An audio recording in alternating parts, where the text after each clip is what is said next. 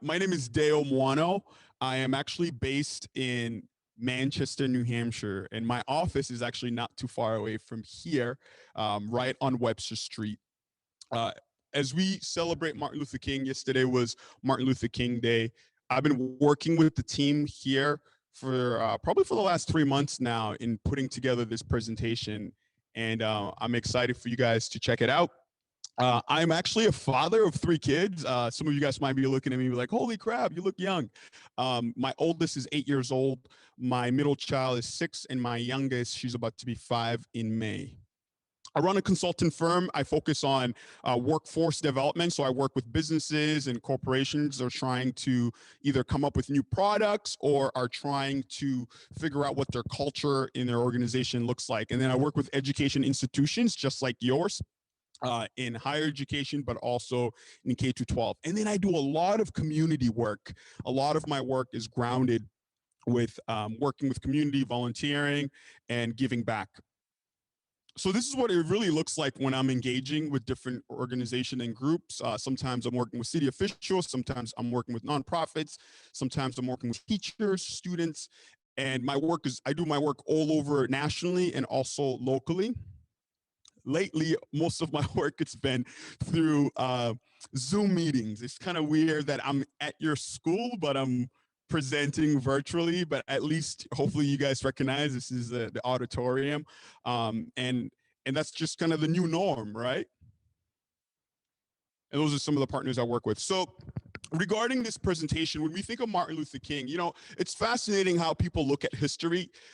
Sometimes when we look at history, we turn the characters that we admire into almost fictional character. And we forget that, there were real human beings that went through whatever they went through in order to shape who they are and how we think of them. And Martin Luther King is one of those characters where most people are so disattached to what he represented and what he fought for. So for today, as we level set, I just want to let you guys know that the way that we celebrate Martin Luther King today is definitely not the way that he was celebrated when he was around.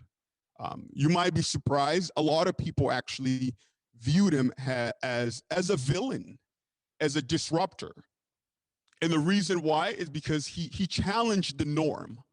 He challenged the status quo. And he advocated for groups of people that were mostly marginalized. And obviously, a lot of his work focused on African American and their experiences in America and what kind of rights that they received. But he also did a lot of advocacy around those who were poor. So those who had power during that time didn't like his narrative and didn't like what he was projecting because it confronted the norm. So when you think of Martin Luther King, I want to challenge you. I don't want you to just think of Martin Luther King as, oh, this hero that we celebrate once a year, and there might be books on him or there might be some quotes. The thing about social media, quotes are like super popular. So, I can't even count how many different quotes that I saw through Facebook, Instagram. But Martin Luther King was more than that.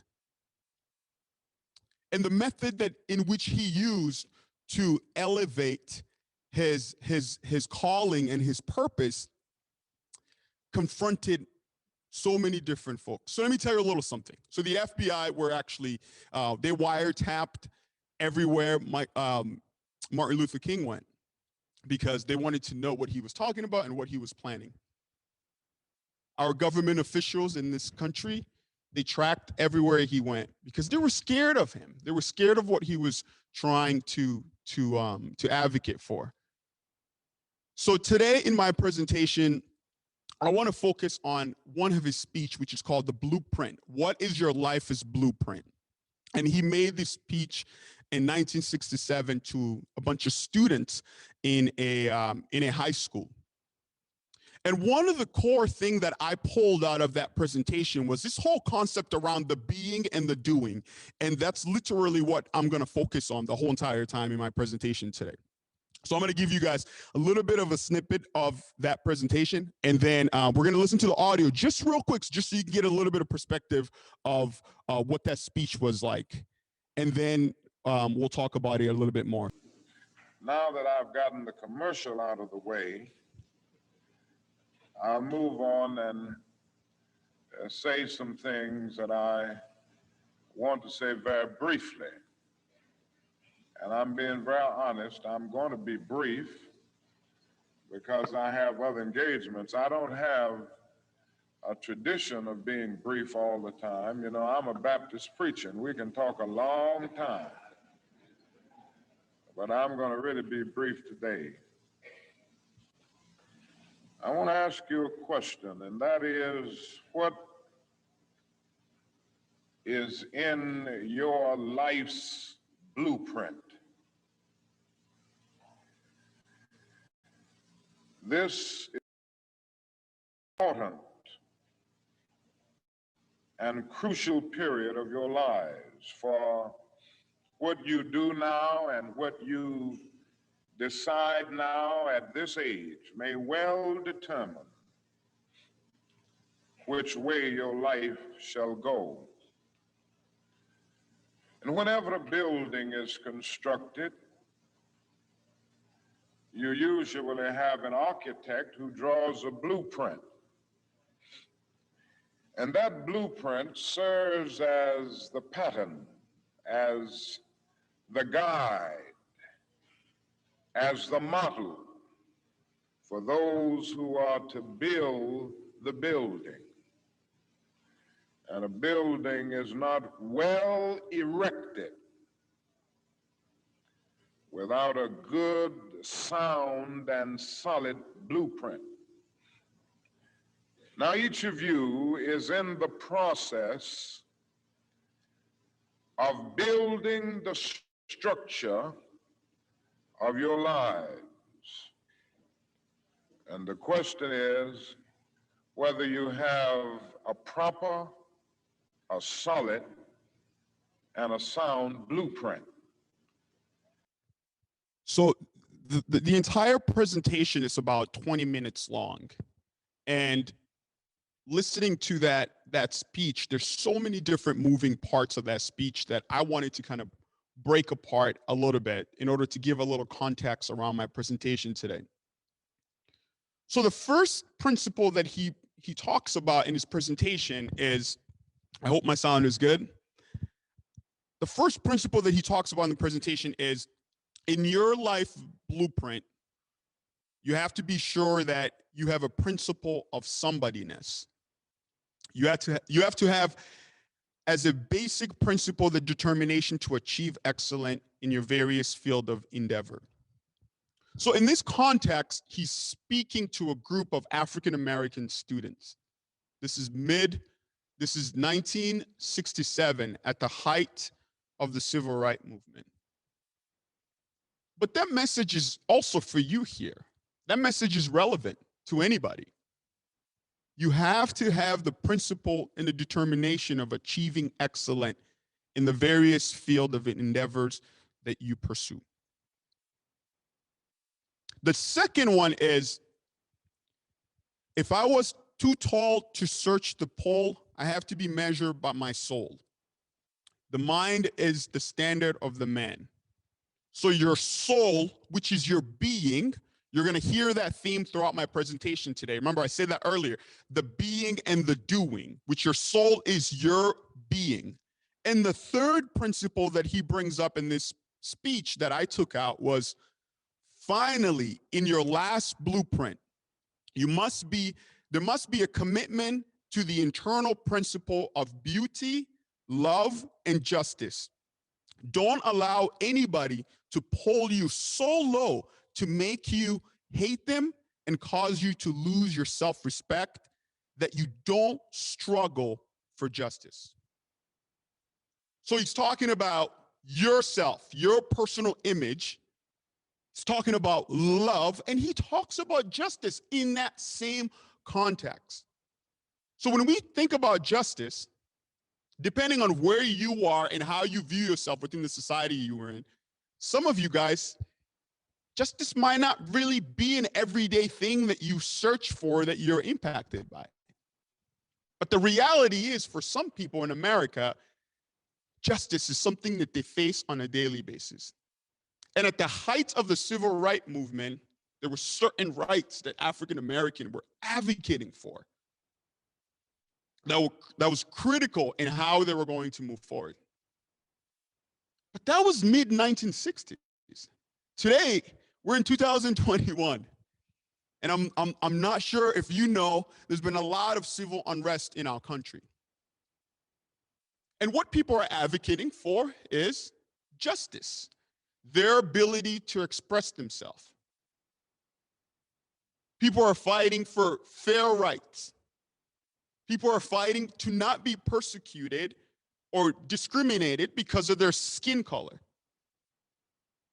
So when we talk about justice, there's two ways that justice will impact you. You can be on the receiving end, or you can be in the giving end. And the third one, I would say, you can be on the advocacy end, where you might not even be impacted by the issues, but it forces you to think, what is my role in this?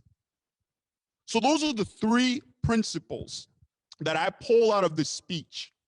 And I wanted to give you guys just a little bit context around who I am and how these principles have impacted my journey. So I'm going to share my screen back to the slides. Hopefully you guys can see it. So I talked a little bit about the being, right? The being is who you are, which influences your mindset. The doing is what you do. But a lot of us, we focus so much on our positive intention, but we don't really think about how do those positive intention manifest? How do they actually come out? Especially when there's issues that doesn't really pertain to you. So if you care about certain principles that you're really passionate about and you say, I am this person and this is what shapes me, how are those positive intention actually coming out? So this is me. I'm going to talk a little bit about my being and how that's influenced who I am and how I see the world today. I was actually born and raised in the Democratic Republic of Congo, which is located in the heart of Africa. Yes, I'm originally from Africa, from the Congo. And I grew up in a middle-class family, never experienced war, never experienced any hardship. The picture that you're seeing, that's actually me in Africa. So some of you guys might be surprised. You might be saying, hey, why isn't Deo naked running around with elephants? Because that's how National Geographic sometimes depicts what Africa is, right? The Congo. But no, this is me in Africa. My father is on the right side. My mother is in the middle, and then I'm on the left side. In 1997, a huge civil war broke out. And my mother told my father, hey, we got to get out of the country. And my father was like, no, I'm devoted to this country. Make a long story short, a new government came in power and my father started working for that government, but he didn't know that it was a trick because they wanted to keep all the ex-government officials near them. And when they felt threatened, they would kill them. My father ended up getting assassinated. And after my father's assassination, everything I had was taken away. During that time, remember, I told you earlier, I lived in a very peaceful area. I never experienced anything crazy. But at that time, everything changed around my environment. It sounded like 4th of July every day for like 3 months straight, except that was real artillery going out and people dying from it. I remember walking down the street one time with 80 people lined up in the street with tires over their body and they were being burnt alive. That was some of the images that I experienced as a young man. But my mother's hard work allowed us to get out of the Congo and we moved to a refugee camp in Benin, where we only spent 2 years.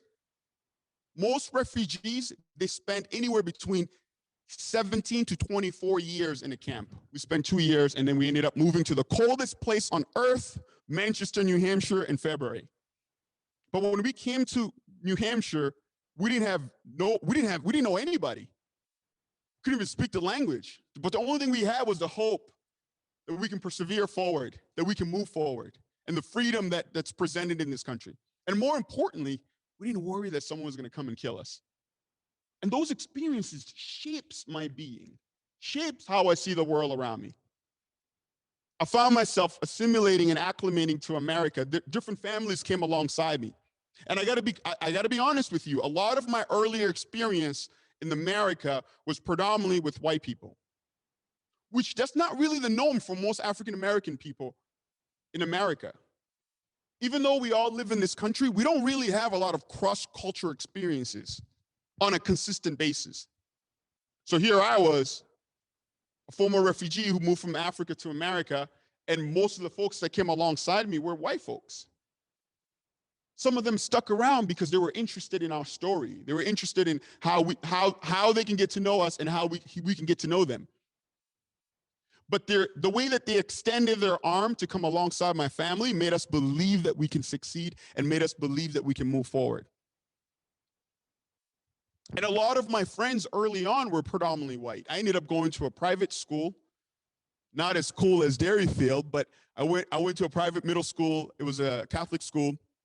And I found myself most of the time that I was the first person of color that would go over my friend's house, or their parents gave me a ride or picked me up from a soccer game or something. And I found myself having to educate them of what my experiences was.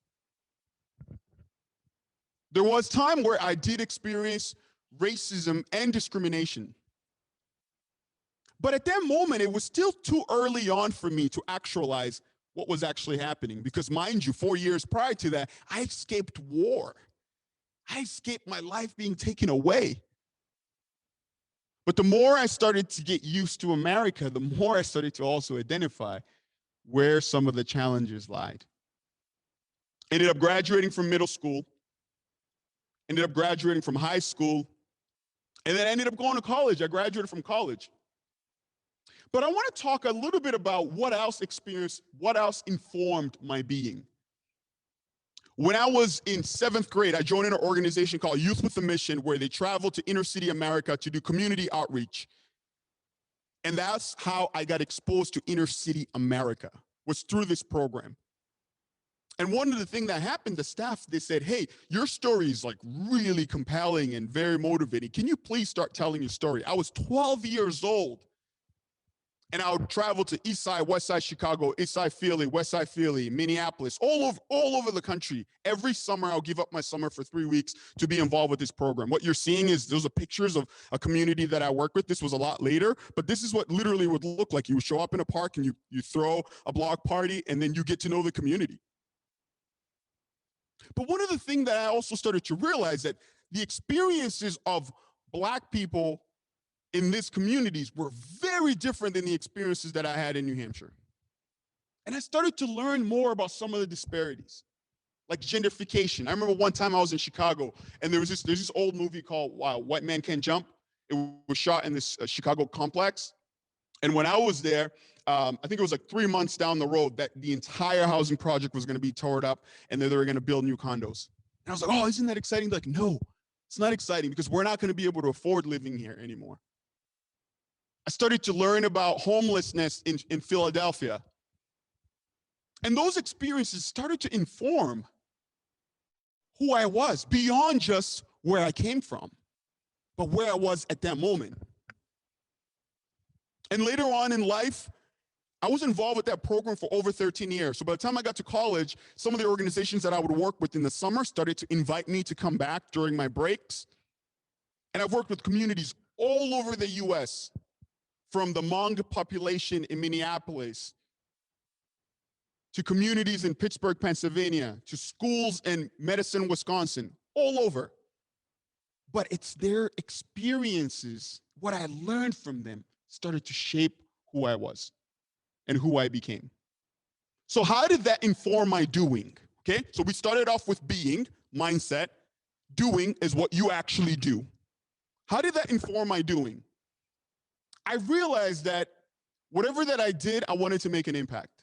So after I graduated from college, I got my MBA and I started working for the State Department. So that was a dream job for me. Woo, State Department, let's go. I wanted to be a foreign service officer working in an embassy somewhere, and then eventually retired and be a professor. That was my life goal. And then I came across this program at a local university that focused on adult learners. And I was working part-time for that program, and I was working full-time for the State Department. And about 6 months in, I realized that the work that I was doing at the university was more impactful than the work that I was doing at the State Department. Remember, my doing, my being informed my doing, and my doing started to change based on the impact that I wanted to make. So the picture that you see, I oversaw a partnership between the university and a school in Rwanda. It was 50 students in Rwanda based on this project that I was running. And the program was so successful that we scaled from 50 students to over 500 students in 3 years. And I actually had a chance to go back to that school to visit them in Rwanda. And I got a chance to visit a refugee camp. Mind you, I told you a story how I lived in a refugee camp for 2 years. And I got to visit this refugee camp. There were 17,000 people there. Most of the people that were there, they've been living there their whole entire life. They're just waiting until they're gonna, get selected one day, or maybe the war stops in their country and they go back to their country. And then I've had some really awesome opportunity. I've worked for different startups. I've done all this stuff. But one of the things that I realized was, even when I started to work professionally, I wanted to be plugged in within my community. So some of the pictures that you're seeing, those are some of the community work that I've done here in Manchester. I was involved with an after-school program for the last 12 years, and my focus is inner-city after-school program for students that come from all over the world that might not have the funds. And I played a bridge by connecting them with local university and local nonprofits, and that's what it looks like. And this program still happens every Tuesdays and Thursdays. It's a little bit different now because of COVID. I host basketball tournament every summer. That's a picture of what the basketball tournament looks like on the right side.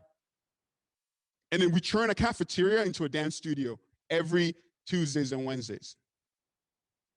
And that's my family right there. That's my Bring It family.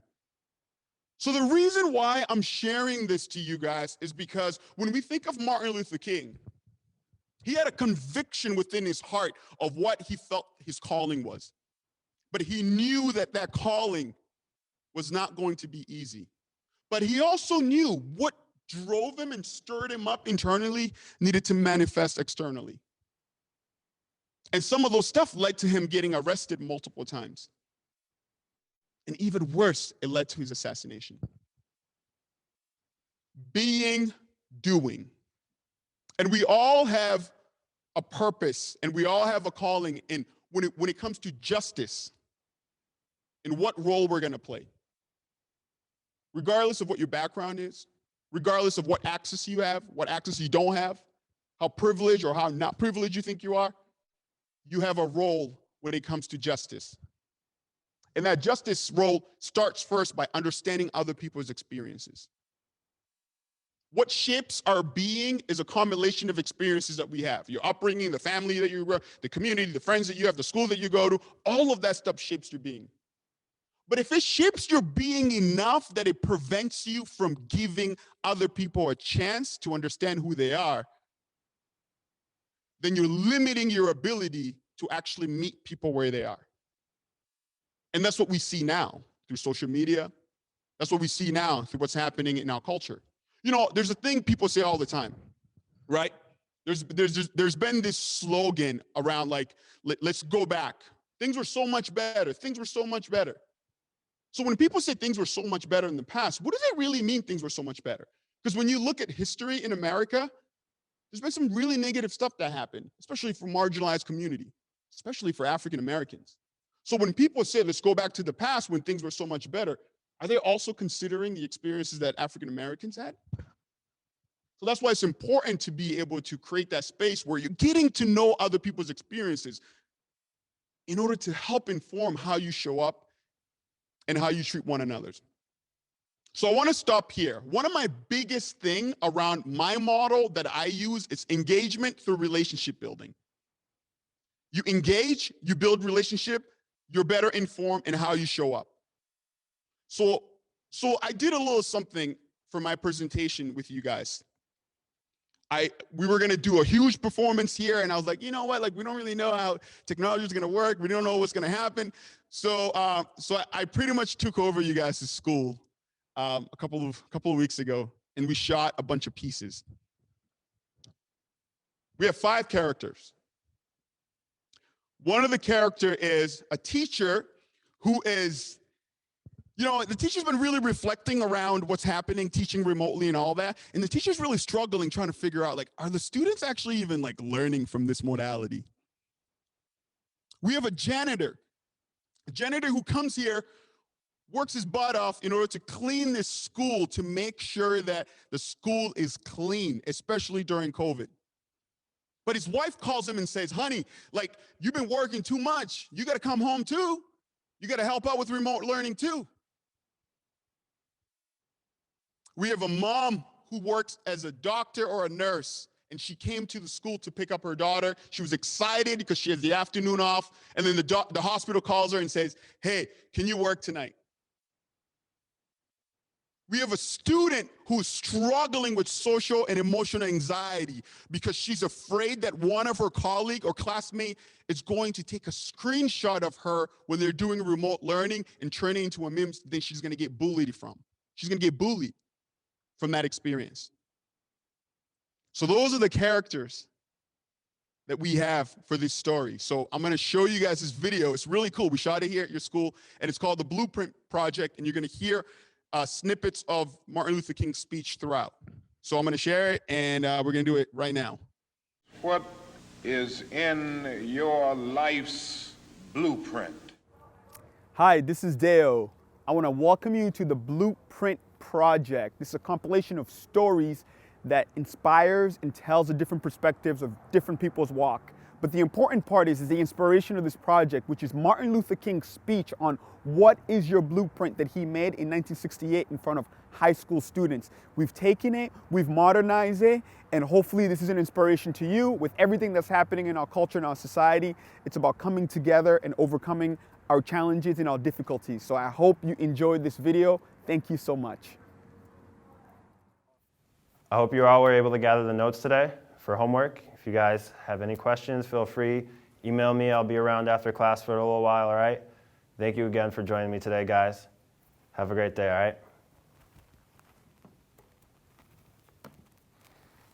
Jeez, man, it's so hard.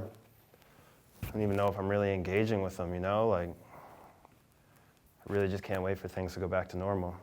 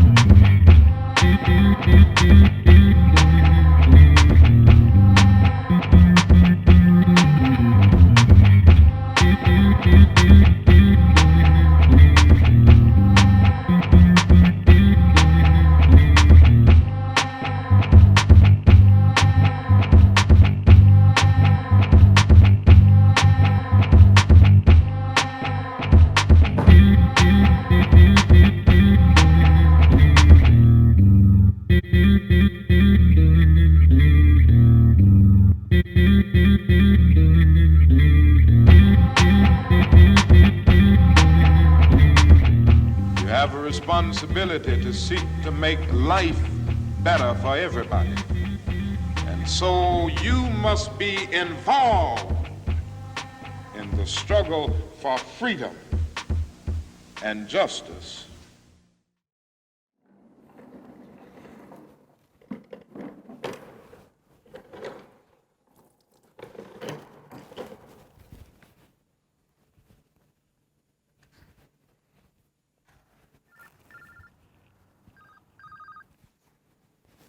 Hello?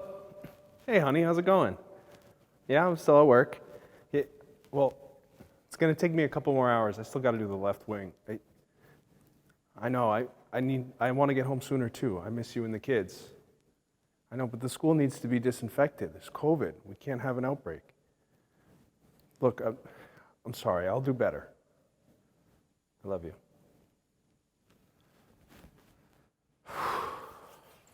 If you can't be a pine on the top of the hill, be a scrub in the valley. But be the best little scrub on the side of the rill. Be a bush if you can't be a tree. If you can't be a highway, just be a trail. If you can't be the sun, be a star. For it isn't by size that you win or you fail. Be the best of whatever you are.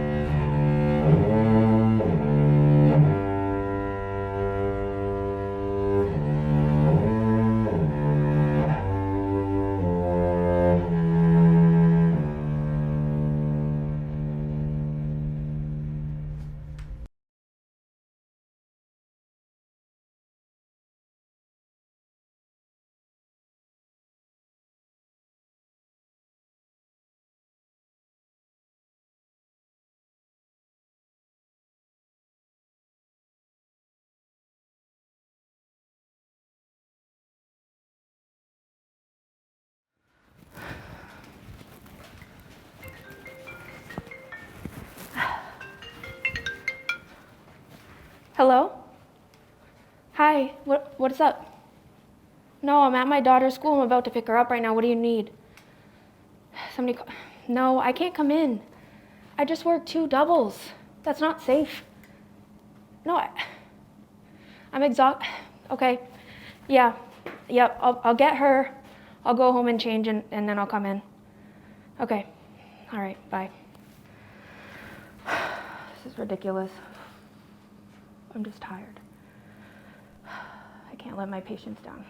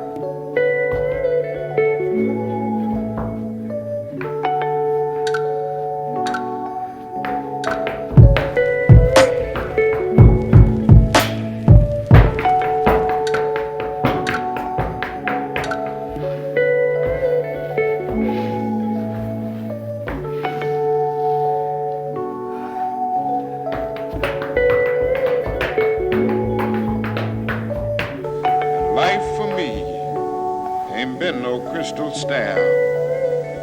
Well, life for none of us has been a crystal stair. but we must keep moving. We must keep going.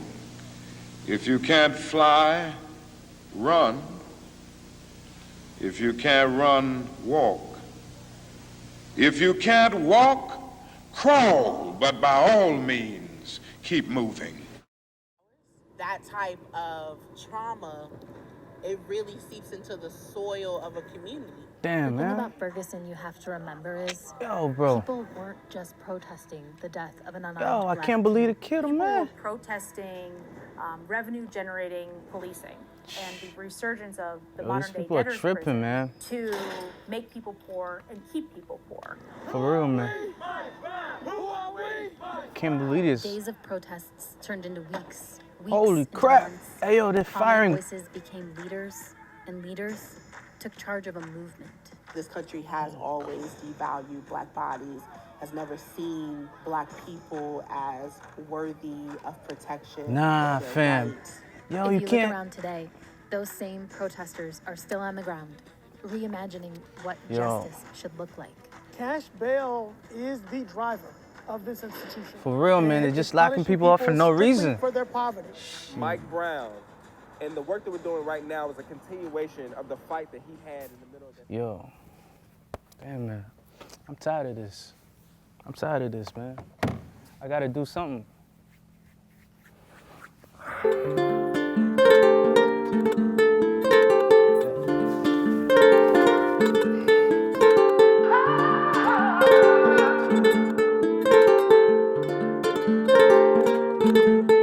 Yeah, stretch me out, I'm tryna reach. Reaching my city, I know I'm unique. Send me came back to come straight to the priest. It's always been love bumping into Malik. I know that life and death is on the tongue. I do what I can so what is can be done. I do it again like the young Suleiman when I came to the 6. In the 6 I was young.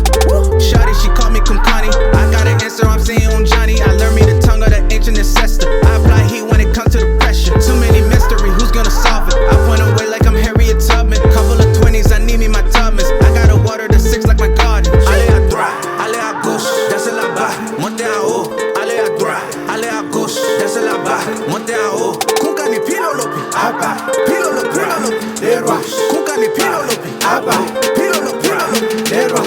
I feel like Martin Luther, I'm a king. 2020, better give me my rings. Ringing the bell, let me let freedom ring. Swear Drizzy was right, it was never the same. Little homie, let me give you some game. Just learn to supply when you see the demand. Wisdom is sweet, learn to live off your pain. Just polish your gift, it was always your gym. Yeah, don't fake it, just keep it authentic. All of the BS we see through the gimmick. Just keep your values, don't keep it religious. These people gon' judge you, don't care for the cynics. Yeah, I thought I lost it for a minute. Practice the art of just minding your business. The people gon' tell you that everything's in it, but I see the future is just the beginning. Allez à droite, allez à gauche, descends là-bas, montez en haut. Allez à droite, allez à gauche, descends là-bas, montez en haut. Kunkani pilolopi, abba, pilolopi, les rois.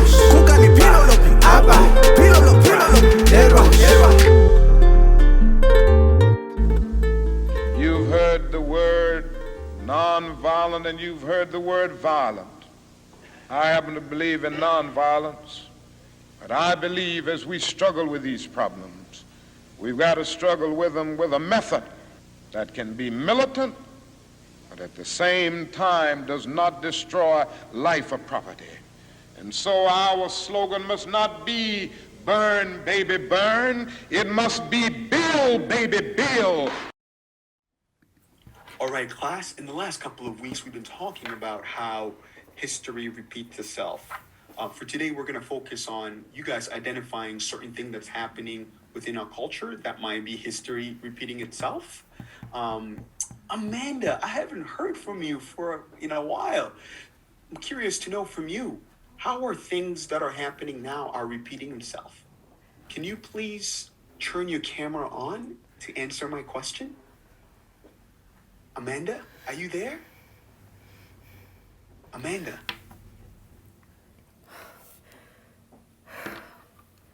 Oh, I hate this. They shouldn't ask me to turn my screen on. Why are they always asking me to turn my screen on? I mean, last week, Chloe's face got made into a meme.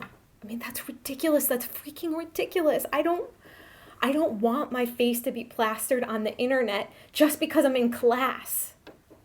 I hate this. I just want this to be over.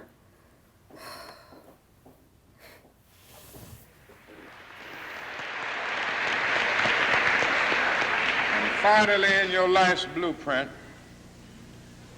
must be a commitment to the eternal principles of beauty, love, and justice.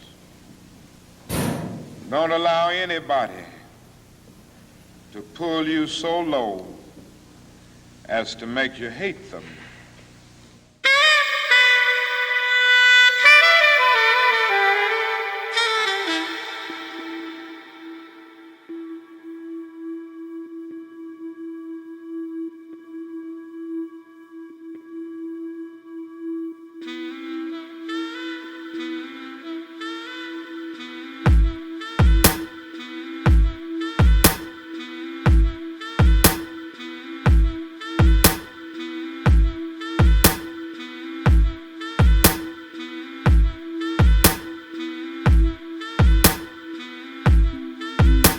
Don't allow anybody to cause you to lose your self-respect to the point that you do not struggle for justice.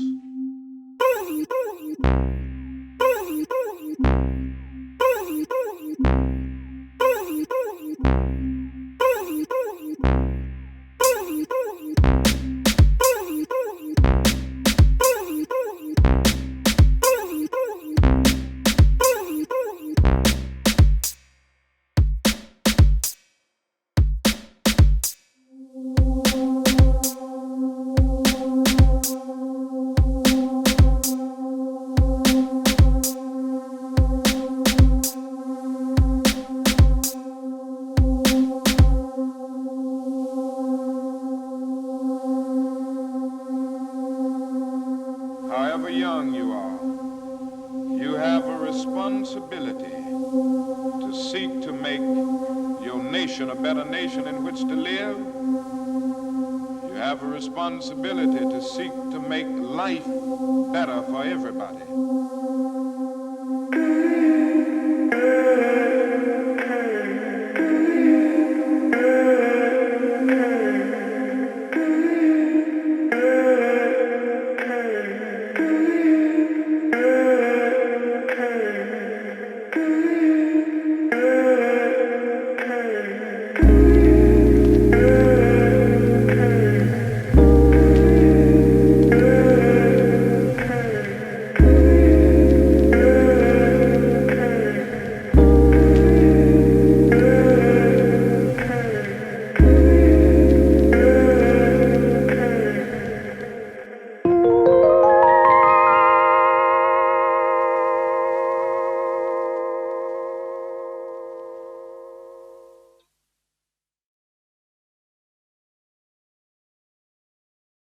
I must be measured by my soul.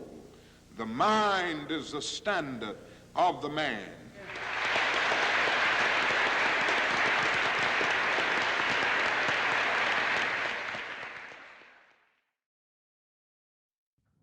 Wow. um, I just got emotional watching this. It's really crazy. So for me, when I think about my doing, I believe that it's in the process of creating something and the energy that you put behind it. You learn along the way. And first of all, it was really hard to sneak into this school to shoot this without you guys. And I'm just joking now. But I do think that you know we're coming out of we still are, but right, we came out of a really crazy 2020, and everybody was impacted by what happened in 2020, at a different level, regardless of where you are in terms of resources, access, whatever. But most importantly, I do think that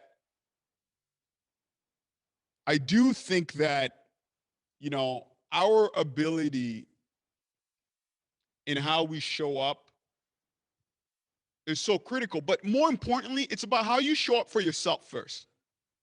That's where it starts. Because your being is It's what shapes who you are as a person. So you got to be able to show up for yourself first. And then after, it's about how you show up for others. And that others, it's not just about your preferences, who you choose to treat better versus who you choose to not treat better. And working on this project around the blueprint, one of my questions to you guys is, what do you want to shape your blueprint?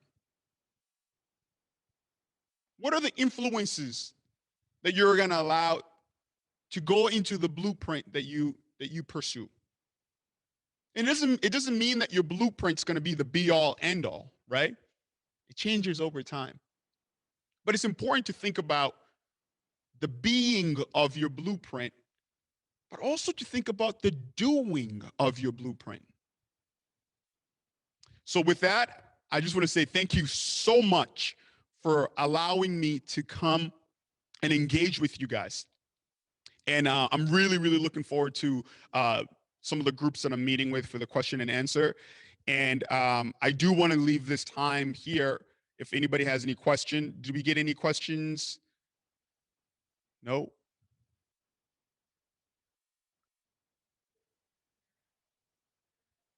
We're checking if anybody in here has any question. He said he needs to digest. I know a lot. There was a lot there that you guys that we provided, but you can type in the questions on the chat box too. Teachers, if you're in the class, if your students have questions. But again, if there's no question, I know I'm meeting with two smaller groups after this, but thank you again. I hope to come back again. I hope that, after the COVID stuff, that I can bring something like this live where I can actually engage with all of you guys. But this was the best that we can do regarding the current environment and situation that we're in. So thank you again so much. I don't see any questions. Hopefully, if you guys have other questions, feel free to. Oh.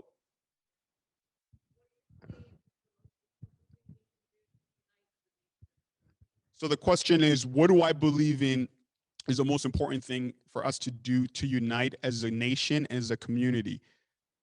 I think the first thing is really about for us to be able to neutralize ourselves. And you're like, what does that mean? Well, we all, like, there's certain stuff that are so sensitive to who we are that we end up putting walls up. And when you put the walls up, things are just going to bounce off that wall. It's never going to get to you. And I think for some reason, we've been convinced that, when we put the walls up, then we're protecting ourselves from whatever that we're trying to protect. That, if we put our walls down, then we're weak, and then we're more vulnerable. But the problem is when we don't get the opportunity to be able to meet people where they are and understand, the different perspectives, then it makes it really hard for us to find a common ground. I host a lot of community discussions where I bring people from different backgrounds together to talk about certain topics that divides us. And most of the time, when people start talking about their experiences, it always comes back to fear. Fear are one of the biggest things that influences people to put the walls up. So what I would ask is, it's important to be able to figure out, what does it mean for you to put the walls down in order to consider someone else's opinion? But it doesn't mean that you give up who you are, right? It just means that you're able to meet someone where they are for you to consider what they're saying, even if you don't agree with it. I also think that we need to have more space where we learn from one another, right? Like getting out of our typical patterns of what we do in order for us to be better informed. But the thing is, right, democracy, like we live in the richest country on earth. We're the example of what democracy is. Democracy is there's always going to be a transformation within democracy, right? And this is the first time within American history where everybody has some sort of autonomy and power to express themselves. Where in the past, most of the time, marginalized community, they can only operate within a certain sphere. But now there's this thing that's been elevated where everybody are kind of, everybody has their own platform to be able to voice their opinion. So the important thing is going to be, how do we connect as human? What do we learn from each other? And I do think that there's certain principles that aligns all of us. We want to be safe. We want our families to be in good health, right? Those are basic human rights that we all have a common ground on. So I know the answer wasn't specific, but I do think it's important for us to be able to meet people where they are and put our walls down. Another question. Yep.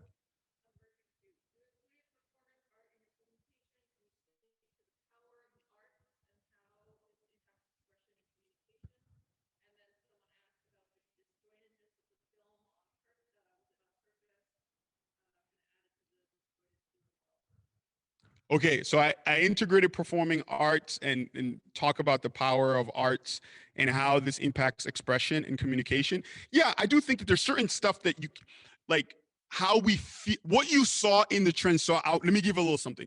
Anytime the characters went to express themselves in their own creative space. So we had the rapper, we had the cello player, like that was their energy. So that was literally a self-reflection. So what you were seeing outside was the impact of what's happening, but what you saw, how they communicated, was their own internal energy and how they felt internally. And I think with performing arts, you can do that. Where if you're speaking, like it would take us such a long time for someone to express like, hey, this is how I feel when you see my eyebrow go like this. And you know what I mean? Where performing arts, you can really, really grab the energy and be able to express it. And I do think performing arts is a universal thing in terms of how people connect to it. So I that's my go-to. That's my cheat sheet.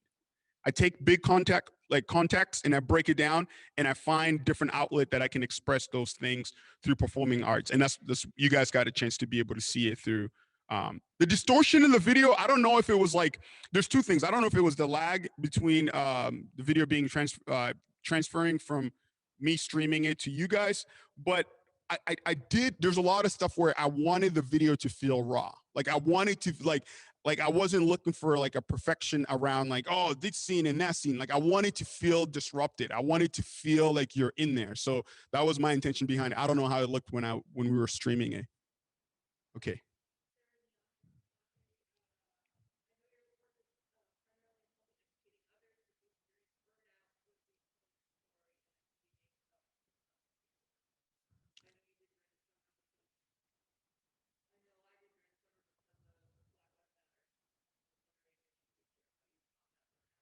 So the question is, how do I combat burnout? It's really interesting. I've been telling my story since I was 12 years old. And I realized to a certain point that story, when I tell the story, it's not about me. It's about what opportunity that story creates in order to bring a different perspective to someone else. So advocacy, right? There's two things, right? Like telling a story is one thing, right? So but the advocacy piece is very different. So what you see from me that I talk about, like you saw from the pictures, like that's literally the life that I am living. Like, and do I experience burnout? No, I really don't experience burnout. I experience more frustration.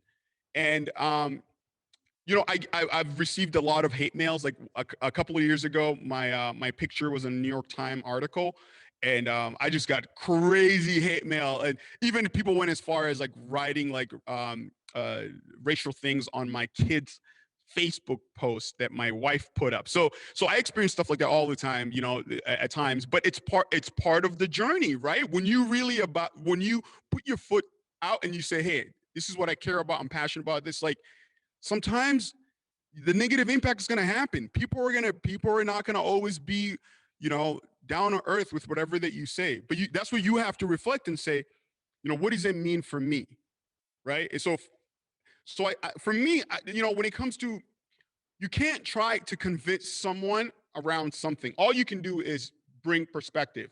So I don't do a lot of Facebook back and forth. I do present my perspective, but I don't do a lot of back and forth. But one of the other things that's a little bit different for me, I have a lot of cross-cultural friendships, cross-religion friendships. So what end up happening is how people connect with me is based on how they see the world. And all of a sudden, if I present something that's different, all people are like, oh my gosh, like you believe it? Like I have a lot of conservative friends. I have a lot of liberal friends. I have a lot of independent friends. So I have friends from all over different walk of life. But there's times where that friction happens, where what I stand for doesn't really align with them. And then we have to figure out, okay, what does it look like? Do we need to get on a phone call? Do we need to go for a lunch? But I think it depends on like what vessel you're using in order to do your advocacy. But the reality is, depending on where you are, you have to decide what's important for you. And you also have to pick your battles. You have to figure out, like, you know, what energy do you have to invest in this, in what you care about and what you're passionate about. But social media is not the place to go to do advocacy work. You're going to definitely feel burnout.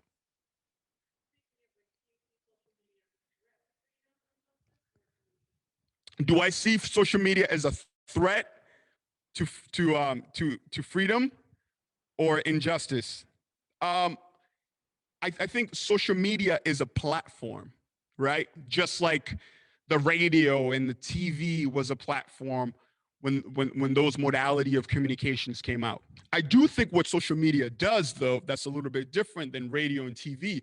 Its ability to kind of capture our characteristics. So I've had a chance to work for 2 different tech startups, and the algorithm that are put in place to define who we are, which ends up being the type of stuff that we see when we log in and our news feed or whatever it is, the images that we see or the type of video we see on TikTok or Instagram, it's all based on our personality trait. So when you click on something, it captures that on the back end and say, oh, Sam likes this, so let me find something else that looks like this. I don't think social media is a threat to justice. But I also think social media is it's a platform that, to a certain extent, it's almost a mirror reflection of who we are. So some of you guys might say, what do you mean by that? Right? A lot of us try to disattach ourselves to what our image is on social media than it is of who we are, right?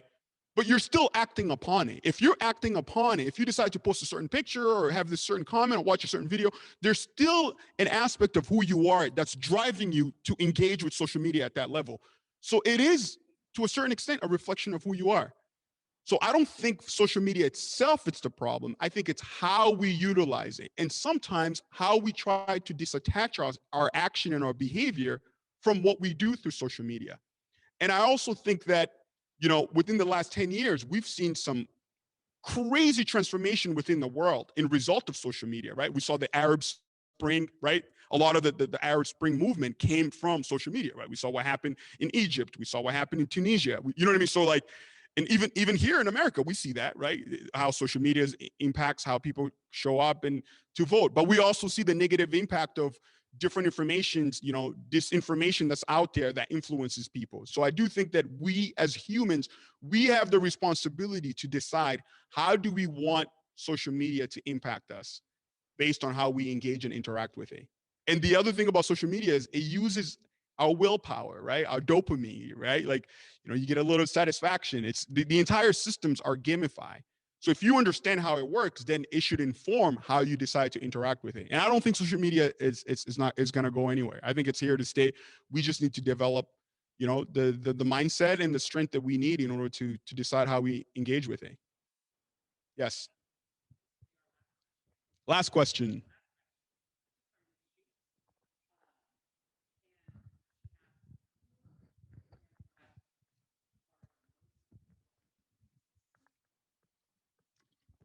Last question. Who and what is the most important influences?